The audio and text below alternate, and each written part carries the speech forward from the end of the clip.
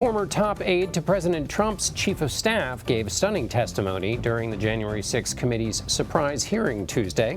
Cassidy Hutchinson revealed Trump lunged at a Secret Service agent after he was told he couldn't go to the Capitol to join the rioters on January 6th. Hutchinson also said several Republicans, including Mark Meadows, the president's chief of staff, sought pardons following the attack. For more, I am joined by Renato Mariotti. He's a former federal prosecutor. Welcome, Renato. Thanks, John. I want to start with just the legal significance of Cassidy Hutchinson's testimony. Does it make a prosecution more likely or I suppose less for the president?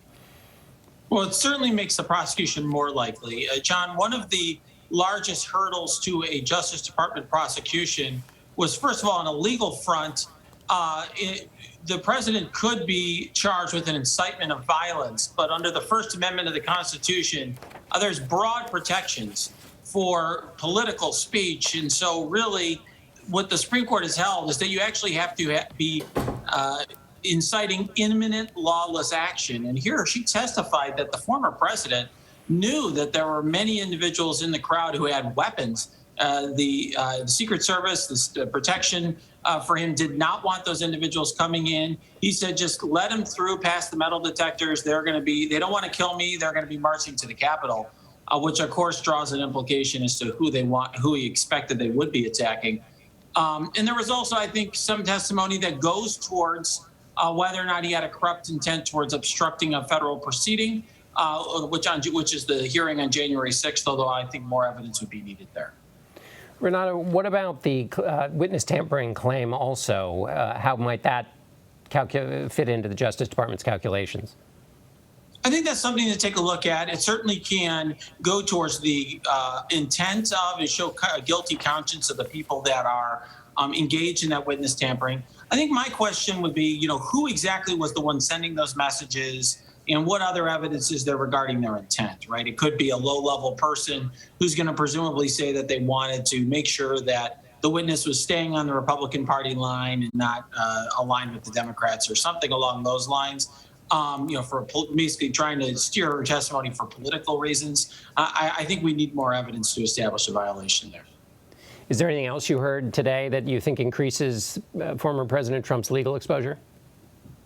Yeah, there was this testimony, and you alluded to it a moment ago, John, about the former president allegedly lunging towards the Secret Service, trying to get to the Capitol, basically wanted to get to the Capitol to join the insurrectionists so badly that he was upset that the Secret Service refused to take him to the Capitol. I really think that would undercut a defense that he was inactive on January 6th. In other words, the picture that's been painted by his team up till now has been that he was basically in the Oval Office, hanging back, doing nothing, watching this unfold on television as the Capitol is being stormed, and therefore that he wasn't criminally liable for doing nothing. Here it shows he really wanted to be there. I think it would be a further evidence that prosecutors would use to show his intent, show that he wanted to be there and approved of what was being done in the Capitol that day, that brutal attack.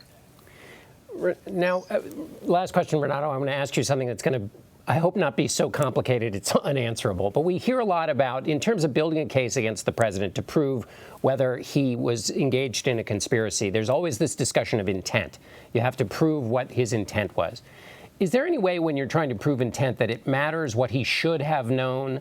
So when you're a president, you can't just go winging theories out the door. You have an obligation that's a little higher than just the butcher on the corner. Does that affect intent in terms of what a person should have known in that job and had an obligation to know that might help in the prosecution? John, that's an excellent question. And while we hold presidents to higher standards, our criminal law does not, and it does require generally actual knowledge of one type or another. Now, there is circumstances where somebody can deliberately avoid knowledge, like someone's giving you a truck full of what appears to be contraband, and you never look in the back because you don't want to know what's back there. But this isn't that sort of case. I mean, Trump presumably knew what was going on. It appears that he knew what was going on. There's a lot of debate about what he really believed and what he really thought. I think what makes today's evidence powerful is it goes towards showing his intent, which is really demonstrated by a defendant's words and actions. And today, I think some of the actions that were described speak louder than words. All right, excellent. Thank you for helping me figure that one out. Renato Mariotti, thank you so much for being with us. Thank you, John.